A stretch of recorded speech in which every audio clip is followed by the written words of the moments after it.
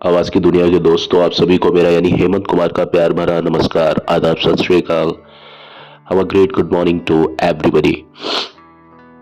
आज मैं आपके समक्ष अमिताभ बच्चन द्वारा अभिनीत चंद फिल्में, उनके बारे में बात करने आया हूं। और ये फिल्में मतलब इन फिल्मों में जो उनकी अपोजिट जो एक्ट्रेसेस जो रही हैं वो उनकी उम्र से काफी बड़ी थी या बड़ी प्रतीत होती थी। मैं नाम लेना चाहूंगा वहीदा रहमान और राखी गुलजार का। राखी गुलजार हो सकता है उनकी उम्र के इर्द गिर्द हो, लेकिन वहीदा रहमान जो है वो उनकी उम्र से बड़ी थी। और एक मैंने जैसे बताया आपको, नूतन मोनीश बहल की जो मदर हैं, उनके साथ भी अमिताभ बच्चन ने काम किया।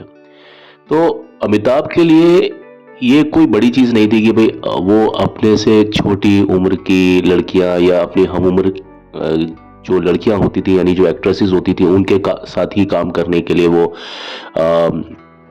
मतलब उन्हीं के साथ में सोचते थे कि भाई मैं काम करूं।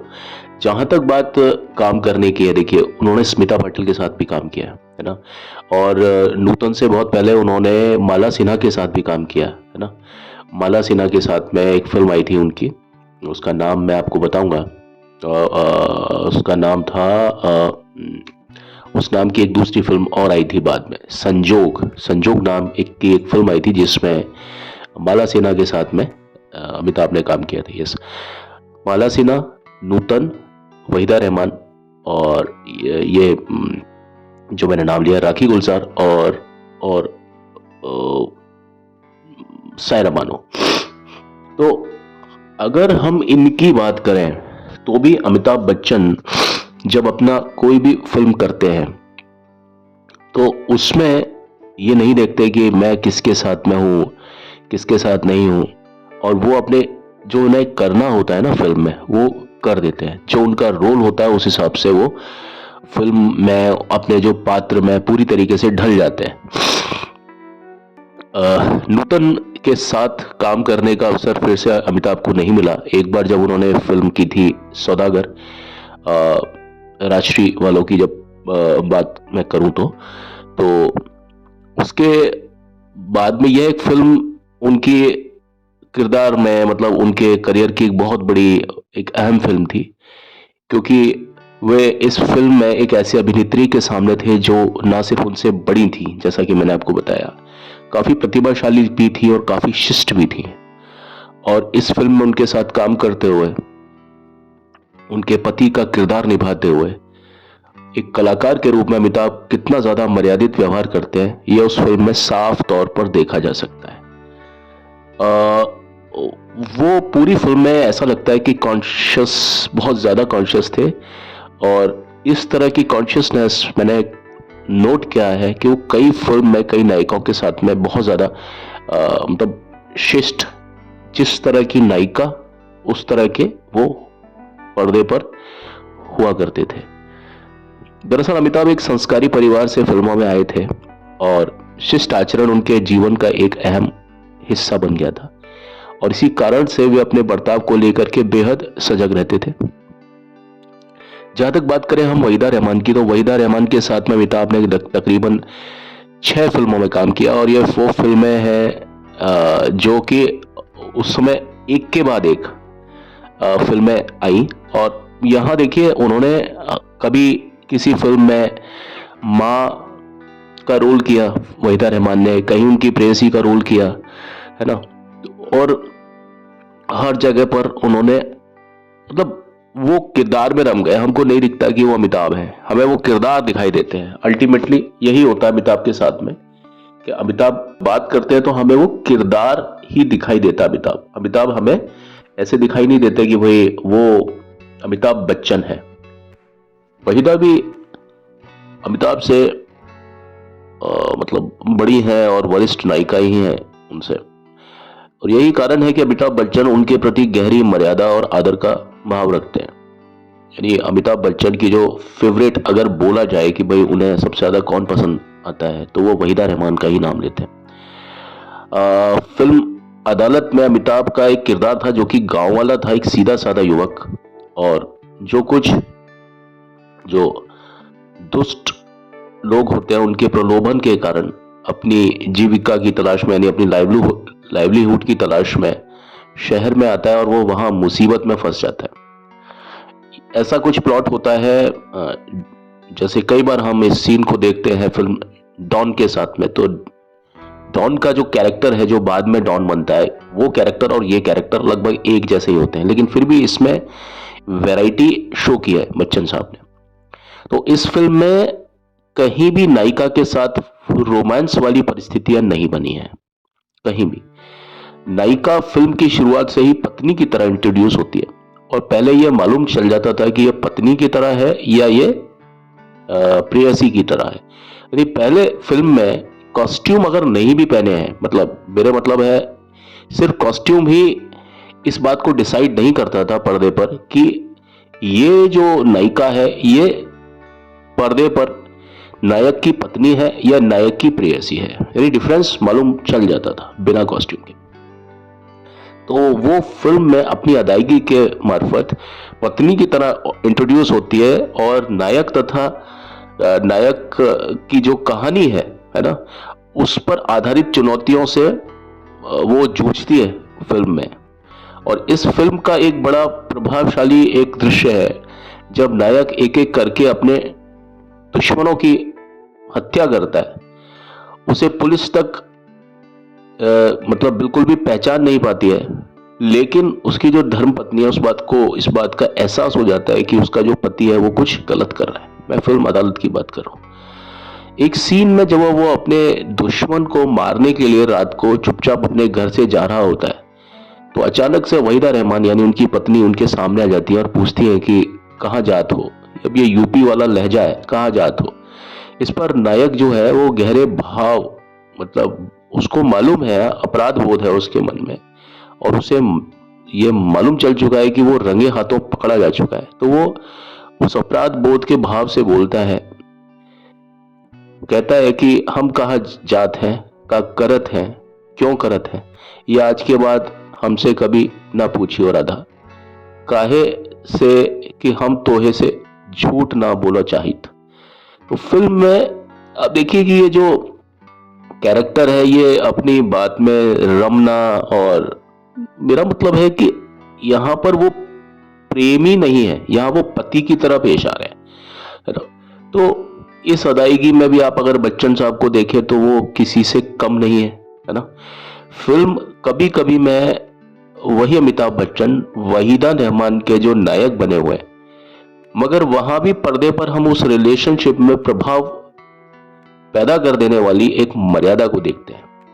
बाद की फिल्मों में वहीदा रहमान जो है वो उनकी मां के रूप में नजर आई, और ये फिल्म थी त्रिशूल, नमक हलाल, महान, और इस फिल्म में अभिव्यक्ति ने ज्यादा गहरी गरिमा ग्रहण की थी।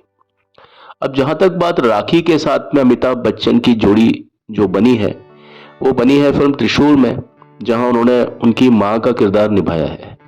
कस्मे वादे, जहां वो उनकी पत्नी बनी है, और बाद में उनकी मतलब पत्नी ही है, बाद में उनकी प्रेयसी बनी है जब अमिताभ जो प्रोफेसर बनते हैं उनका कत्ल हो जाता है, मतलब अनजाने में उनके चाकू लग जाता है और वो मर जाते हैं। फिर जो दूसरा किरदार आता है उसके साथ उसकी शक्ल बिल्कुल अमिताभ की तरह होती है, और वो मैकेनिक होता है, मोटर मैकेनिक होता है, जो रणधीर कपूर के साथ वहां काम करता है।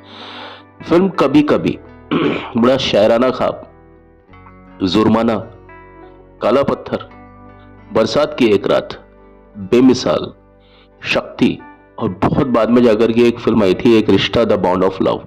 इन फिल्मों में राखी गुलजार ने अमिताभ बच्चन के साथ काम किया है। राखी को भी अमिताभ खुद से ज्यादा बड़ा मानते हैं और उनका बेहद आदर करते हैं। कभी कभी यश चोपड़ा की एक अविस्मरणीय फिल्म है, यानी जिसे भुलाया नहीं जा सकता।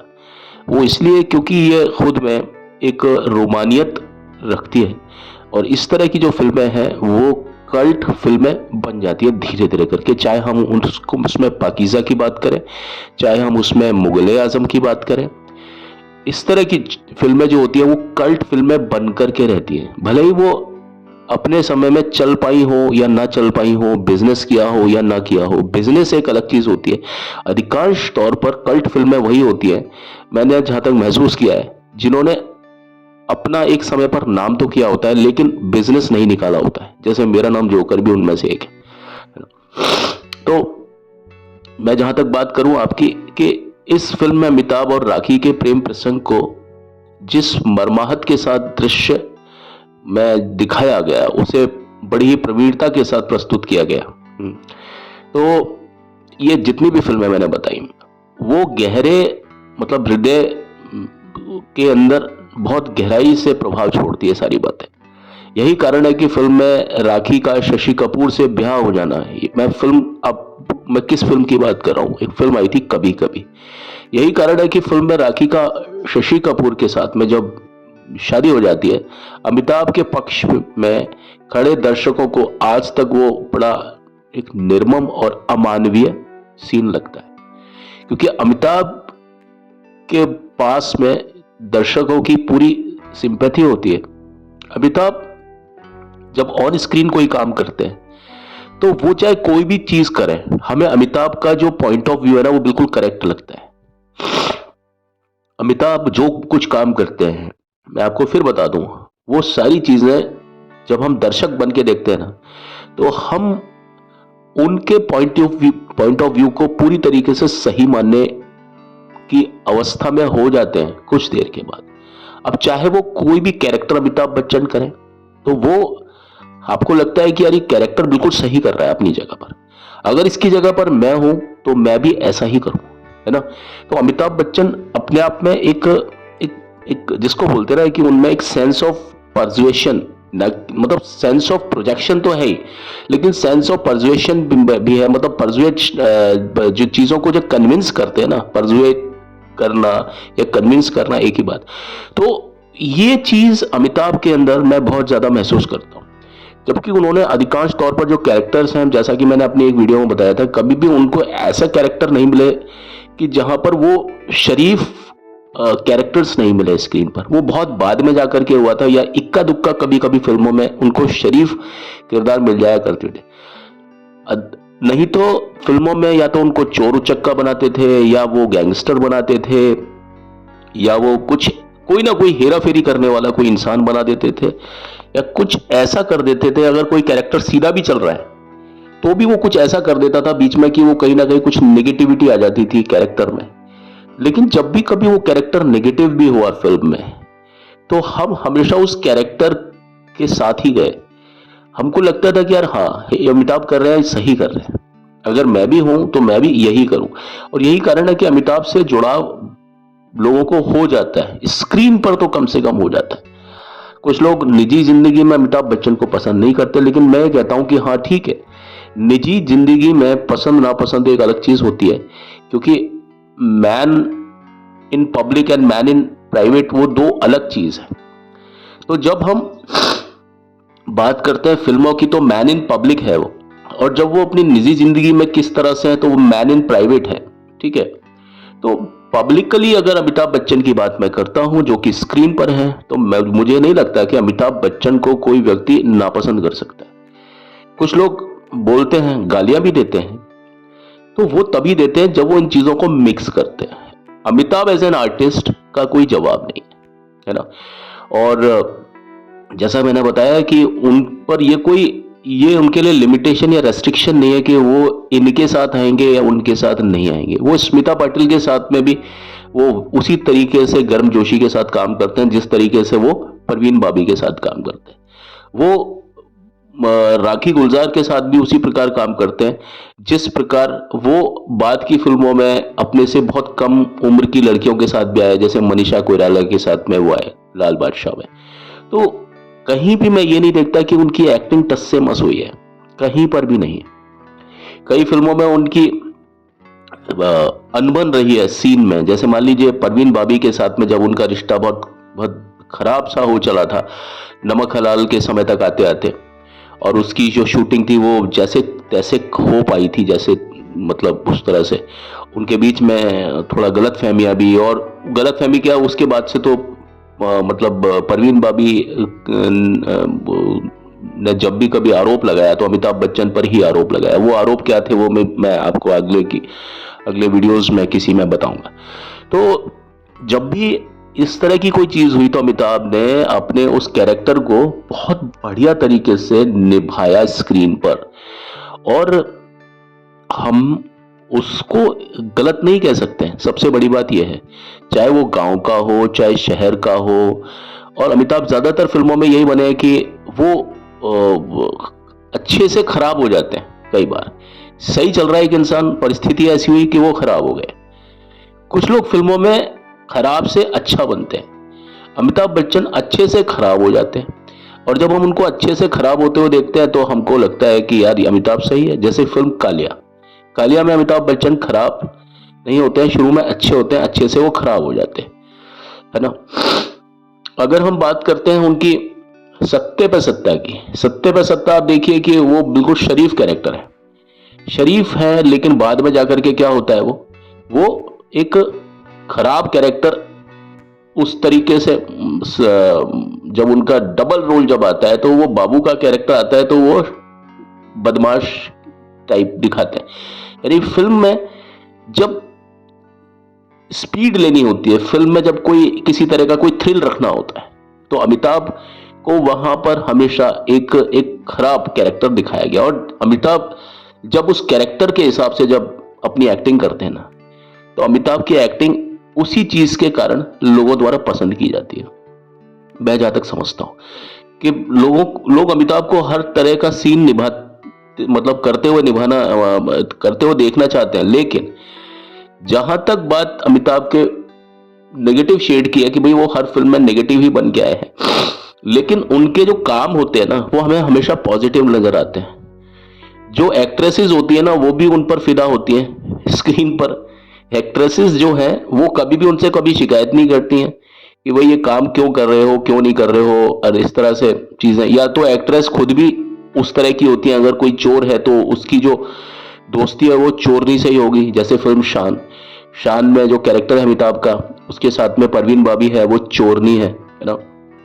कई फिल्म्स में इस तरह की आप चीजों को देखते हैं कि जिस तरह का मतलब अमिताभ है, उस तरह से उनके साथ में बॉन्डिंग भी उसी टोन या उसी एक कलरिंग का जो कैरेक्टर है उसके साथ में एक्ट्रेस भी उसी टोन या कलरिंग के साथ में जाती है। अब आज मैं आपके सामने एक सीन, कुछ ऐसे फिल्म थी, उसका नाम था बेमिसाल। बेमिसाल फिल्म में आपने शायद देखा होगा, अमिताभ बच्चन का जो रोल था सुधीर नाम का होता है, एक डॉक्टर सुधीर की बात होती है, और साथ में है उनके विनोद मेहरा साहब। विनोद मेहरा साहब और ये तिकड़ियां आपकी, विनोद मेहरा, अमिताभ बच्चन और राखी गुलजार, इनके बीच का एक तिकड़ी होती है, और ये इतनी खूबसूरत तिकड़ी होती है। और ये जो रूमानी दृश्य में तो अमिताभ बच्चन का जवाब नहीं है। वहां आप देखिए कि पूरी फिल्म में जो आकर्षण है, जो केंद्र है, वो अमिताभ बच्चन है। और रूमानी दृश्य, कभी वो दृश्य ऐसा लगता है रोमानियत से भरपूर, जैसा कि मैंने बताया, और कभी ऐसा लगता है कि ये फ्लर्ट कर रहा है। ये जो कैरेक्टर है अमिताभ बच्चन, जो सुधीर है, वो राखी है, जो कि वास्तव में उस फिल्म में विनोद मेहरा है ना, उनकी वाइफ बनी है। और एक जगह पर आप देखिए, एक ही जगह नहीं, सॉरी, कई जगह पर अमिताभ बच्चन का जब सामना होता है राखी के साथ में, तो राखी से अमिताभ बच्चन का एक संबोधन होता है, वो होता है सखी। और सखी जो है वो ना तो बहन होती है, ना वो पत्नी होती है, ना वो भाभी होती है। सखी मतलब सखी। अब वो जब भी कभी अमिताभ का जो किरदार है जब राखी के सामने आता था, और पूरी फिल्म में कुछ जगह पर जब अमिताभ को जेल हो जाती है, क्योंकि वो विनोद मेहरा जो इलीगल तरीके से अबॉर्शन करते थे उस फिल्म में डॉक्टर की हैसियत से, उसका पूरा इल्जाम अमिताभ बच्चन अपने कंधे पर ले लेते हैं, और इस कारण से उन्हें जेल जाना पड़ जाता है। वो झूठा जो आरोप होता है, या आरोप, और फिर बाद में वो आरोप सिद्ध हो जाता है, उसके लिए अमिताभ बच्चन खुद को पुलिस के हवाले कर देते हैं, जैसा कि मैंने बताया। और वो फिर बहुत ज्यादा बूढ़े होकर के फिर घर पर आते हैं। लेकिन ये सब चीजों से पहले, इन सब चीजों से पहले जब अमिताभ बच्चन का राखी के साथ में जितने भी सीन है, मैं आपसे कहता हूं कि उन फिल्म उस सीन को करना बहुत मुश्किल है किसी भी किरदार, मतलब किसी भी कलाकार के लिए। इस तरह के सीन को करना, जिसको बोलते हैं ना कि लोहे के जो चने होते हैं उनको चबाने के समान है। क्योंकि आप देखिए कि फिल्म में हम प्रेयसी के साथ में एक रोल कर सकते हैं। अगर आपको भी कोई रोल करने को दिया जाए, मैं इंसान आदमियों की बात करता हूं, कि आपको कहा जाए कि भाई आपके अपोजिट आपके अपोजिट एक लड़की है जिसके साथ में आपको अपना किरदार रखना है पति पत्नी वाला, तो आप रख सकते हैं। और आप अगर ये कहें कि भाई एक लड़की है जिसके साथ में आपको प्रेयसी यानी अपनी लवर के तौर पर उसको देखना है, तो भी आप रख सकते हैं। लेकिन और भाभी के तौर पे हो तो भी आप, भाभी के तौर पर भी आप उस लड़की को देख सकते हैं। आप बहन के तौर पे देख सकते हैं, भाभी के तौर पे देख सकते हैं, और मां के तौर पे देख सकते हैं, है ना। लेकिन उस फिल्म में जो कैरेक्टर है वो ऐसा कैरेक्टर है कि कभी तो हमको लगता है कि अमिताभ बच्चन राखी को भाभी की तरह देख रहे हैं। भले ही राखी की तरफ से वो चीज नहीं आ रही है, लेकिन अमिताभ का जो कैरेक्टर है वो इतना ज्यादा शरारती है, वो इतना ज्यादा इन्वॉल्व है इस फैमिली में, यानी विनोद मेहरा और राखी के बीच में वो कैरेक्टर इतना ज्यादा इन्वॉल्व है कि वो उनको दोस्त भी मानता है। एक्चुअली क्या हुआ था इस फिल्म में, जो कहानी थी वो दोस्त भी मानता है और वो उसको एक रिश्ते का नाम भी देना चाहता है राखी के साथ में। जो मैं बात बता रहा हूं, अपने स्टेटमेंट पूरा कर लूं मैं, कई बार अपने स्टेटमेंट को मैं अधूरा छोड़ करके अगली बात पर जंप कर जाता हूं। तो वो जो है कैरेक्टर, वो इतना ज्यादा इन्वॉल्व है इन दोनों के बीच में कि मैं क्या कहूं। क्योंकि उसने उन दोनों जो कलाकार हैं उनकी एक शादी कराई थी। कहने का मतलब विनोद मेहरा और राखी के का जो इसमें जो शादी वादी हुई है वो it is because of Amitabh Bachchan. कि भाई अमिताभ बच्चन ने बात को एक दूसरे तक पहुंचाया, एक की बात दूसरे तक, दूसरे की बात पहले तक। और शुरू शुरू में हमको ऐसा लगता है कि अमिताभ बच्चन भी उतने ही इंटरेस्टेड है राखी के लिए जितना कि विनोद मेहरा। लेकिन कुछ देर के बाद में हमें मालूम चलता है कि अमिताभ बच्चन सिर्फ विनोद मेहरा को सपोर्ट कर रहे हैं ताकि राखी उनकी हो सके। अगर कोई और फिल्म होती या कहानी में स्क्रिप्ट कुछ अलग होती तो वहां हम देखते कि अमिताभ बच्चन मायूस हो जाते। जब मतलब कब मायूस होते, जब उनकी शादी, विनोद मेहरा की शादी जब राखी के साथ हो जाती है। लेकिन अमिताभ बच्चन इसमें मायूस नहीं हुए हैं। वो तब हमें तब समझ में आता है जब राखी और विनोद मेहरा की शादी हो जाती है। उसके बाद में अमिताभ का कैरेक्टर हमें लगता है कि हाँ भाई ये सिर्फ दोस्त हैं इस फिल्म में, और ये यहाँ पर इनकी दोनों की शादी कराने के लिए ही सीन में आए थे, ठीक है। लेकिन उसके बाद में असली कहानी शुरू होती है कि शादी होने के बाद में अमिताभ बच्चन उसी फैमिली में रहते हैं, अपने दोस्त के साथ दोस्त वाला व्यवहार करते हैं, कहीं भी कटुता नहीं लाते हैं। ये नहीं होता उनके दिमाग में, उनकी आंखों में कहीं ये बात नहीं होती है कि यार मेरे दोस्त ने राखी के साथ शादी कर ली जिसको मैं पसंद करता था। ऐसा कोई भी चीज उनके आंखों में नहीं आती अमिताभ बच्चन की। जबकि अमिताभ वो कलाकार हैं कि जो आंखों से, चेहरे से और बहुत सारी अलग अलग तरीकों से उनके पास वोकैबुलरी है। सिर्फ शब्दों की वोकैबुलरी को छोड़ दीजिए आप, क्योंकि जब वो शब्द का यूज करते हैं तो बात ही कयामत हो जाती है। लेकिन अगर शब्द नहीं है ना, तो भी अमिताभ बच्चन के पास में वो एक्सप्रेशन और वो शरीर के किसी भी अंग से वो अपने एक्टिंग के प्रभाव से वो दिखा सकते हैं, जाहिर कर सकते हैं। तो कहीं भी ये जाहिर नहीं होता कि उनका राखी के साथ में उनका कहीं कोई झुकाव था और गलती से विनोद मेहरा राखी को ले गए, यानी उनके साथ उनकी शादी हो गई। ऐसा नहीं लगता हमको। खास तौर पर हमको यही लगता है हमेशा कि अमिताभ बच्चन है ना, वो एक दोस्त की भूमिका में है और वो इस फिल्म में इन दोनों को मिलाने के लिए आए थे। मैं बार बार आपको ये वाली बात बोल रहा हूं। लेकिन फिर उसके बाद में अमिताभ बच्चन राखी के साथ में जब जब उस फिल्म में अकेले आए, यानी जब पर्दे पर विनोद मेहरा नहीं होते थे, तो हमें लगता था कि यार ये कैरेक्टर है ना, ये फ्लर्ट कर रहा है राखी के साथ। कई बार वो इतना ज्यादा फ्लर्ट करता था कि हमें ऐसा लगता था कि अमिताभ बच्चन से ज्यादा, जिसको बोलते हैं ना कि फ्लर्ट ही बोलूंगा मैं, इसमें कोई अगर हिंदी का शब्द यूज करूंगा तो वो बहुत ज्यादा खराब लगेगा। ऐसा लगता है अमिताभ बच्चन से, अगर हिंदी का बोलूं कि अमिताभ बच्चन से ज्यादा कोई भी इंसान मतलब जिसको बोलते हैं लड़कीबाजी। लड़कीबाजी के अभिनय में अमिताभ बच्चन दूसरों को बहुत पीछे छोड़ देते हैं, अगर उनको वो कैरेक्टर अगर करने को मिल जाए ना। इसलिए मैं उस फिल्म को बेहद पसंद करता हूं। इसलिए नहीं कि आपको लगता है कि भाई लड़कीबाज है इसलिए मैं इस फिल्म को पसंद करता हूं।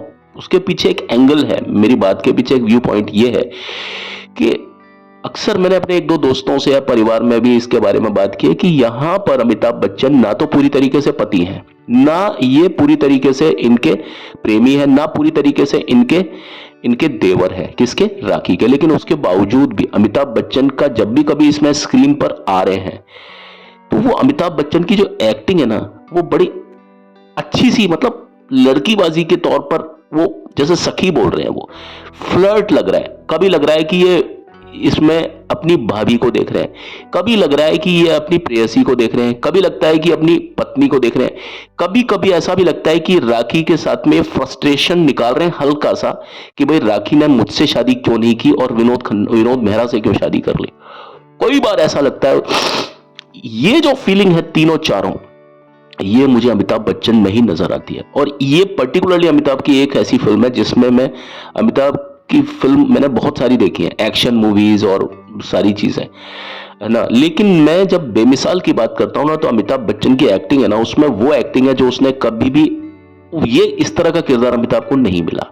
सीधे रोल मिले उसको। अमिताभ प्रेमी के तौर पर नजर आए, पत्नी के तौर पर, मतलब पति के तौर पर नजर आए किसी पत्नी के लिए, है ना, किसी प्रेमिका के लिए वो प्रेमी के तौर पर नजर आए, कभी वो भाई के तौर पर नजर आए। लेकिन यहां पर जो मिक्स्ड फीलिंग आ रही है, कभी तो वो राखी को भाभी मान रहे हैं, कभी वो राखी को प्रेयसी मान रहे हैं, कभी लग रहा है बिल्कुल फ्लर्ट करेंगे। इतना बुरा मतलब लगता है स्क्रीन पर कि आपको कई बार, मतलब अमिताभ वाला जो कैरेक्टर है ना, उससे थोड़ा लगता है कि यार अमिताभ कहीं अपने आपे से बाहर तो नहीं जा रहे इस फिल्म में, कहीं आपे से बाहर तो नहीं जा रहे। लेकिन वहां पर भी अमिताभ ने इतना सधी हुई एक्टिंग की है। यहां पर कलाकार को मतलब यहां पर मैं एक्टिंग मानता हूं कि इतनी नपी तुली एक्टिंग, नपी तुली से मतलब ये नहीं कि रेंज नहीं है, इतनी जबरदस्त रेंज है। और उस रेंज का एक लिमिटेशन है कि भाई मुझे ना तो इस एक्टिंग को ओवर करना है, ना इस एक्टिंग को अंडर करना है। मतलब मुझे इस एक्टिंग को एक पर्टिकुलर एक किसी परिधि में जाकर के करना है। मतलब मुझे इसको जो होता है ना कि भाई मुझे इतने एरिया में इस कैरेक्टर को करना है, इससे ज्यादा करूंगा तो ये कैरेक्टर खराब हो जाएगा, ऐसा लगेगा कि ये टोटल फ्लर्ट है। और अगर इससे कम करूंगा तो सीन को देखने वालों की नजर में मजा नहीं आएगा। क्योंकि ऑलरेडी अमिताभ बच्चन को ऐसा इंट्रोड्यूस किया था इस फिल्म में, हालांकि वो विवक्षित रूप से ही था, वो खुले रूप से नहीं था। ऐसा लगता था कि अमिताभ बच्चन भी राखी को उतना ही पसंद कर रहे थे शुरू में जितना कि विनोद मेहरा। ठीक है, जैसा कि मैंने बताया इस फिल्म में कई सीन ऐसे हैं कि जहां पर अमिताभ बच्चन से आपको डर लगने लग जाता है। डर से मतलब थोड़ा ऐसा होता है ना कि यार बिल्कुल फ्लर्ट वाली जो सिचुएशन होती है ना, कि आपके साथ में जब कोई एक्सट्रीमली कभी कोई फ्लर्ट वाली सिचुएशन हो, चाहे लड़की हो चाहे लड़का हो, लड़कियां भी फ्लर्ट करती हैं कई बार लड़कों के साथ में, या लड़के तो करते ही करते हैं लड़कियों के साथ में, मौका मिलने वाली बात होती है वो तो कई बार, कि जब होता है ना कि साहब क्या कहें अब उस सब चीज को, बात निकली है तो दूर तक चली जाएगी। बस मैं हमेशा इसी चीज से थोड़ा घबराता हूँ। तो कोशिशें करते हैं आदमी कि लड़कियों के साथ फ्लर्ट करें, लेकिन लड़कियों की कंफर्टेबिलिटी के हिसाब से। अगर वो लड़कियां कंफर्टेबल है तो वो अमिताभ हो चाहे कोई भी हो, मैं मतलब पर्दे की बात कर रहा हूँ, वो ऐसा लगता है कि थोड़ा दूर जाना चाहेंगे और वहां पर फिर वो एडवांटेज लेना चाहेंगे। अमिताभ बच्चन ने इस फिल्म में इस तरीके से काम किया है कि वो रोल भी अमिताभ बच्चन के ऊपर बड़ा ही गरिमामय लगता है, और लगता है कि यार ये है ना, ये डिमांड पर है, ये सीन बिल्कुल डिमांड पर है। और मतलब डिमांड। और दूसरा सीन देखिए उस फिल्म में, जो अमिताभ का जो दूसरा रोल है, अमिताभ के डबल रोल है इस फिल्म में भी। एक बड़ा भाई होता है जो कि एक लड़की को मतलब कोच करने के लिए जाता था, वो उसको जिसको बोलते हैं ना कि घर पर क्लासेस देने के लिए जाता था। लेकिन वो लड़की जो थी ना, वो अमिताभ बच्चन को सेड्यूस करने की कोशिश करती है, उसकी निगाहें थोड़ा गलत होती है अमिताभ के लिए, और वो अमिताभ को पकड़ लेती है। और अमिताभ एक बहुत शरीफ इंसान होता है, जो दूसरा वाला जो उसका कैरेक्टर होता है, सुधीर का जो बड़ा भाई जो इसमें बनता है, तो वो लड़की उस लड़के को, यानी जो मास्टर जी बनते हैं जो अमिताभ का रोल करते हैं, वो फ्रस्ट्रेशन में आकर के और खुद को पकड़े जाने पर खुद को शरीफ दिखाने के लिए उल्टा अमिताभ बच्चन पर ही इल्जाम रख देती है कि यही मेरी इज्जत के साथ खेलने की कोशिश कर रहा था यह आदमी। और इस कारण से वो अमिताभ पर एक कुत्ते को छोड़ा जाता है और अमिताभ बच्चन पूरी तरीके से पागल हो जाते हैं, क्योंकि वो एक बड़ा सीधा साधा कैरेक्टर था अमिताभ का। यहां अमिताभ के साथ में वो लड़की फ्लर्ट कर रही थी। एक ही फिल्म में एक कैरेक्टर जिसके साथ फ्लर्ट हो रहा है, और उसी फिल्म में अमिताभ बच्चन का जो दूसरा जो रूप है, जो छोटा भाई है सुधीर, वो अमिताभ बच्चन का वो कैरेक्टर राखी के साथ फ्लर्ट कर रहा है। और राखी के साथ में ही उसमें जो कैरेक्टर था, जो लड़की थी जो उसमें जिसने अमिताभ के साथ में, बड़े अमिताभ के साथ में गलत किया था, यानी जो उसको क्लासेस देने के लिए आता था, उसका कैरेक्टर का नाम था रूबी रॉय। रूबी रॉय के साथ में जब अमिताभ बच्चन का एक गाना आता है तो वो बड़ा ही फ्लर्ट वाला अंदाज होता है उसका, और उसमें राखी भी बैठी होती है और वो सीन भी बड़ा अच्छा सा होता है। वो गाना अननोटिस्ड है, लेकिन मैं बड़ा अच्छा उसको लगता है मुझे गाना, जब भी सुनता हूँ बड़ा मजेदार गाना है, पंचम दा का म्यूजिक और अलग ही चीज है वो गाना। एक गाना था, हालांकि गाने उसके सारे अच्छे हैं, मैं आपको बताऊं उसका गाना, एक रोज मैं तड़प कर इस दिल को थाम लूंगा, मेरे हसीन कातिल मैं तेरा नाम लूंगा, हाँ तेरा नाम लूंगा, मैं तेरा नाम लूंगा, तूने मुझे रुलाया, हंसने ना दूंगा तुझको, रोने ना दूंगा तुझको, कोई पयाम लूंगा, कोई पयाम दूंगा, मेरे हसीन कातिल मैं तेरा नाम लूंगा, हाँ तेरा नाम लूंगा। फिर उसका एक और अच्छा है, वो लड़की की तरफ देख करके इस गाने को गाता है और वहां पर राखी भी उसको देख रही होती है कि वो फ्लर्ट कर रहा है, और शायद राखी को ऐसा भी लगता है कि यार ये मुझे छोड़ करके उसके साथ क्यों फ्लर्ट कर रहा है। राखी के आंखों में भी ये अधिकार वाली स्थिति आ जाती है। कई बार लगता है ना कि यार ये फ्लर्ट मुझसे ही करता है, ये उससे क्यों फ्लर्ट कर रहा है। वो एक थोड़ी सी जो महिलाओं में एक जलन वाला जो फैक्टर होता है ना, सेंस ऑफ जेलसी, वो भी इस फिल्म में दिखाया इस पर्टिकुलर गाने में। बड़ा अच्छा लगता है इस फिल्म को देखना, एक अलग टाइप का टेस्ट आता है।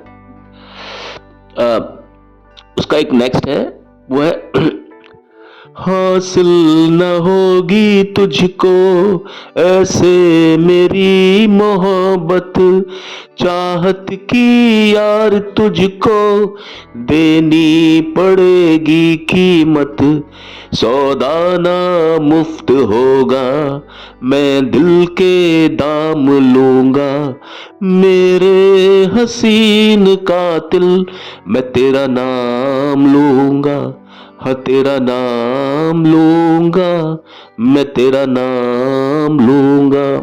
अब देखिए साहब, ये गाना मैं कोई सुर में राग में तो नहीं गा रहा, क्योंकि बेसिकली मेरा जो फोकस है वो स्टोरी को कन्वे करने का है, लेकिन इसको मैं इसलिए गा रहा हूं क्योंकि मैं खुद फील में आ जाता हूं उसको, कि इस फिल्म में पर्टिकुलरली इस गाने के अंदर आप देखिए इमोशंस, और इसके तुरंत बाद में जो सीन होता है, राखी उस पर चिल्लाती अमिताभ के ऊपर कि भाई तुम उसके साथ फ्लर्ट क्यों कर रहे थे उस लड़की के साथ में। तब वो कहानी बताता है कि उस लड़की ने मेरे भाई के साथ क्या किया, इसलिए मुझे उस लड़की को फ्लर्ट करके फंसाना है, और अंत में जब वो लड़की मेरे साथ भागने को होगी तो मैं वहीं उस लड़की की पूरी पोल खोल दूंगा उसके पति के सामने, और पति बने थे देवन वर्मा। वहां देवन वर्मा को ये बात साबित हो जाएगी कि देवन वर्मा को बहुत ज्यादा इस बात की खुशफहमी थी, गलतफहमी थी, कि वो जो लड़की है रूबी रॉय, वो बहुत ज्यादा प्यार करती है देवन वर्मा को।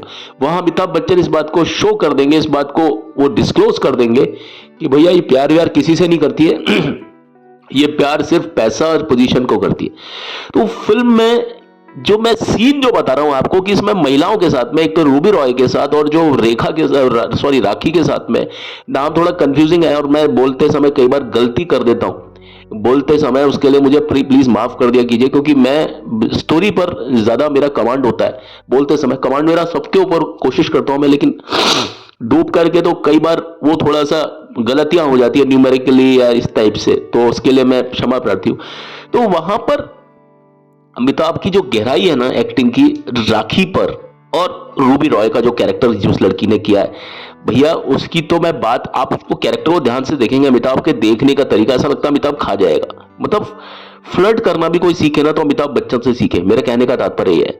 मैंने बहुत लोगों को फ्लर्ट की करने की भूमिका में देखा है, जब जैसे शाहरुख खान ज्यादातर फ्लर्ट करने की कोशिश करते हैं फिल्मों में, फ्लर्ट करने की कोशिश अक्षय कुमार ने बहुत ज्यादा की है फिल्मों में।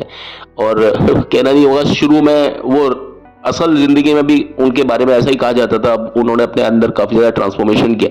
हालांकि मैं ये नहीं कहता कि वो ही अकेले इस तरह के होंगे, कुछ चीजें दिखाने की होती हैं, कुछ चीजें कहने की होती हैं, कुछ चीजों में अफवाहें हो जाती हैं। अब इन लोगों के बारे में अफवाहें ज्यादा उड़ती हैं लाइमलाइट और शोबिज को, मतलब इस तरह से टीआरपी यूएसपी लेने के लिए, वो एक अलग कहानियां है।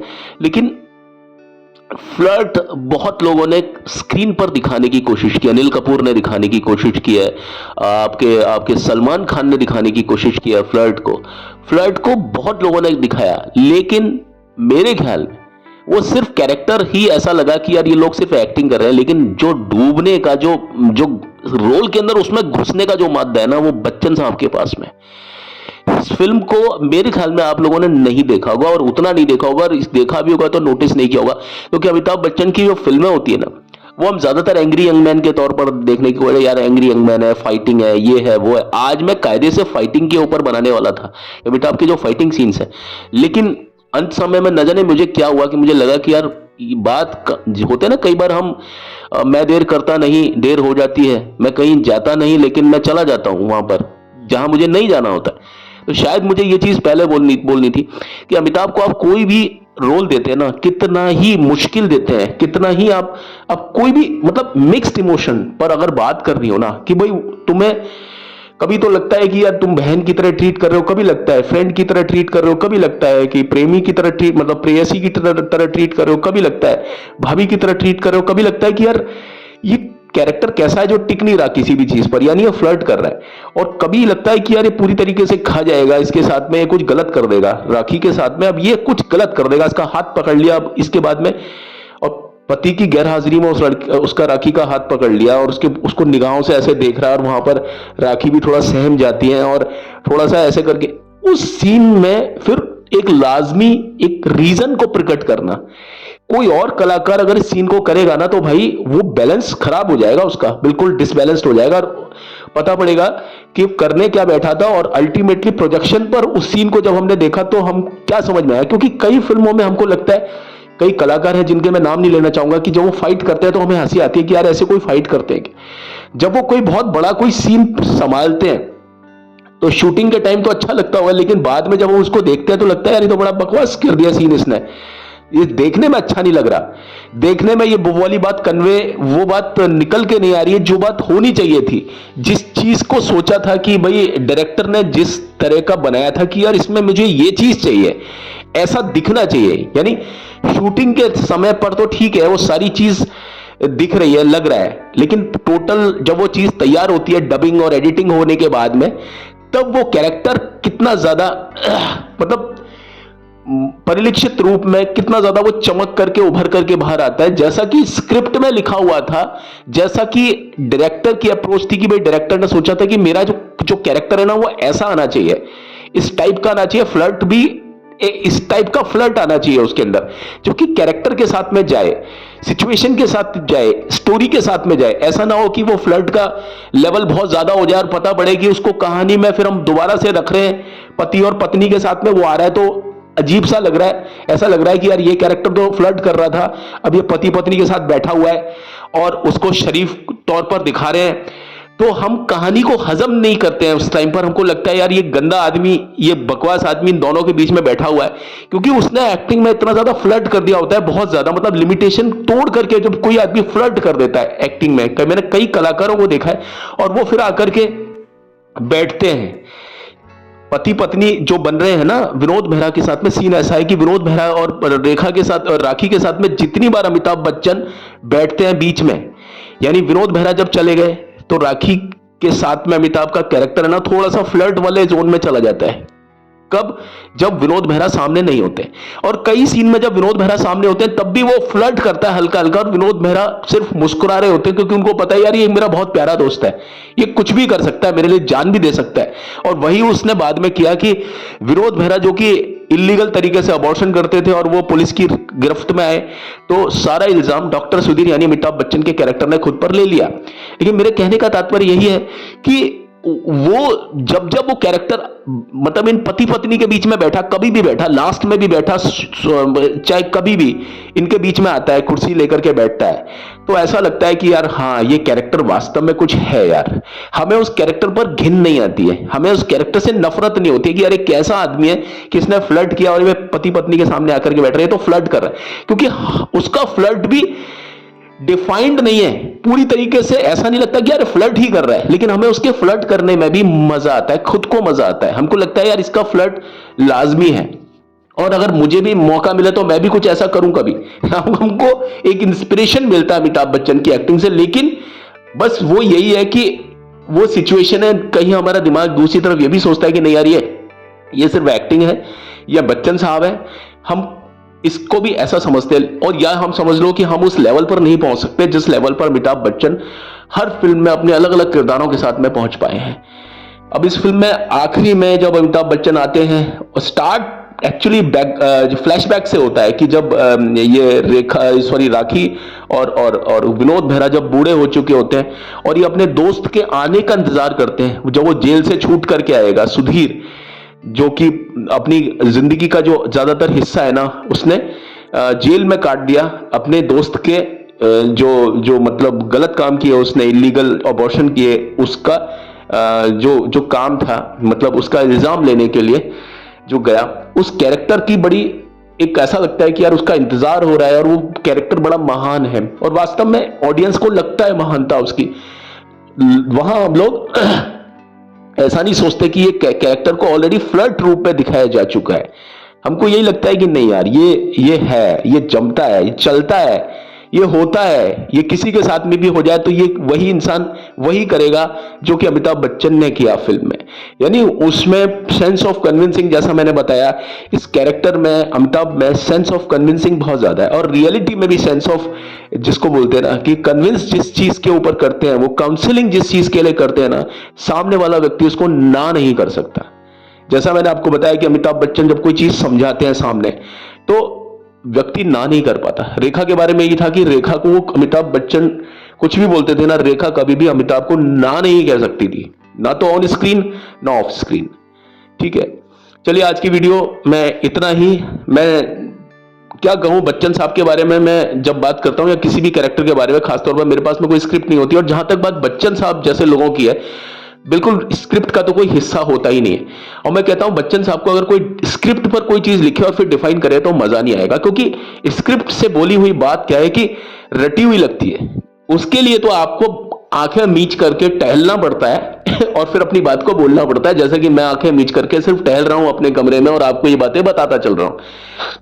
शायद आपको इस बात का एहसास भी हो चुका होगा मेरी आवाज से, या मेरे कदमों की जो पदचाप होती है वो शायद कुछ लोगों को समझ में आ रही होगी। लेकिन मैं कहता हूं कि अमिताभ बच्चन वही चीज है कि आप इनके बारे में जब बोलेंगे, जब आपको उनका बहुत अच्छा अनुभव हो चुका होगा, आपको अमिताभ का, मैं समझता हूं मुझसे भी ज्यादा कई लोगों को अनुभव होगा, आप इस तरह से जब बात करेंगे ना तो ही बच्चन साहब के बारे में आप न्याय कर पाएंगे कि वो क्या चीज है पर्दे पर और पर्दे के अलावा भी।